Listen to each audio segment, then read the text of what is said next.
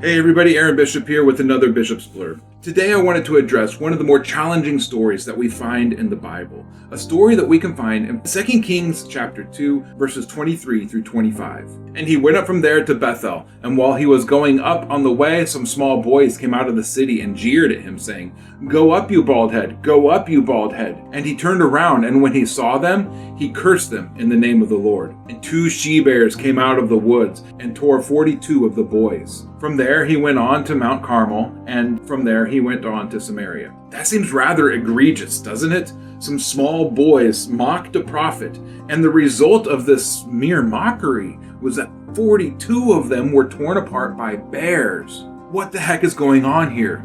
Well, to explain that, I want to provide a synopsis for you of a paper that was written by Joel Burnett from Baylor, titled "Going Down to Bethel." This was published in the Journal of Biblical Literature.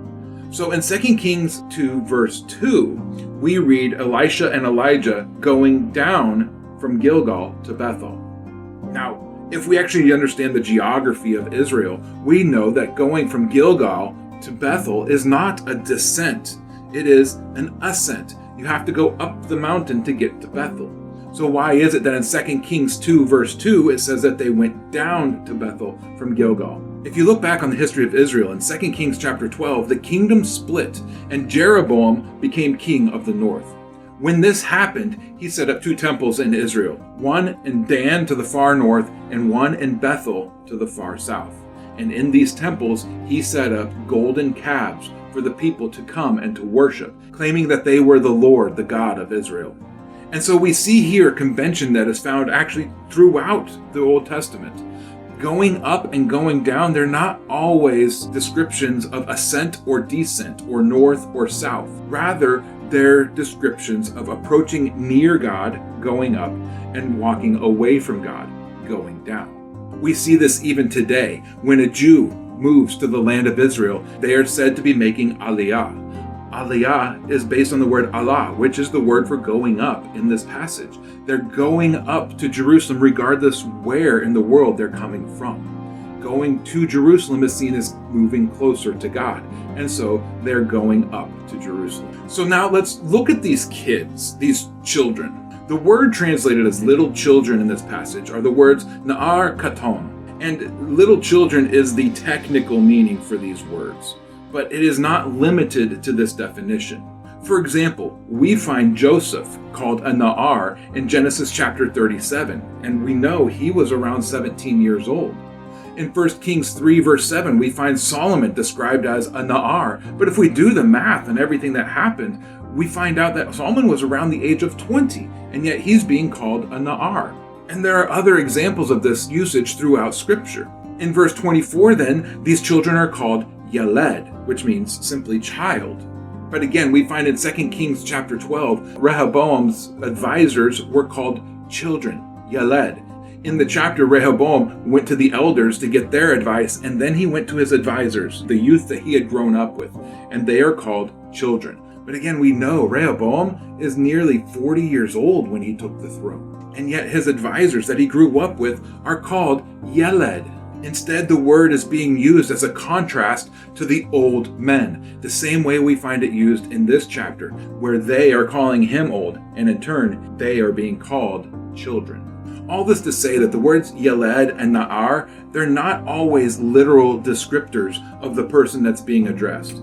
Instead, we find the word Na'ar culturally can be used to refer to any child who's never married and is not yet the head of a household. Likewise, the word Yaled is often used in the connection of the sons of those who are in power. They are the children who are being raised up to take over the governance of Israel. So let's re-examine what occurred in this passage with this in mind. As he was going up to Bethel, this is a statement of geography. From Jericho to Bethel does require an ascent. It requires going up. As he's on his way, he's approached by youths. Probably some 20-something youths that aren't married yet, but are sons of some really powerful people. Think of them almost as an ancient biker gang surrounding this priest, and there's a lot of them. As they're coming to the priest, they start yelling at him, "Aliyah, old man, Aliyah, baldy." So these kids, they're not just grade school kids running around and tossing pebbles and being a nuisance. This is actually a bit of a threat. some 17-year-olds, 20-year-olds, nearly 5 dozen of them. And they're all screaming at him to apostate, to go to the temple in Bethel, to make aliyah to Bethel, and to worship their gods there. And Elijah's response in return is simply to curse them in the name of the Lord. He didn't call out bears. He didn't say anything that should be done to them. He simply cursed them in the name of the Lord. The bears then come out, not on Elijah's request, but as a result of the curse. So what's so important about understanding this story this way? All too often we get a picture in our mind of something that occurred because of what we've been taught, or even because of what the text actually literally says. And this picture isn't quite accurate to what's happening in the story, which is why it's so important that we try to reconnect to the cultural roots of what's being said here.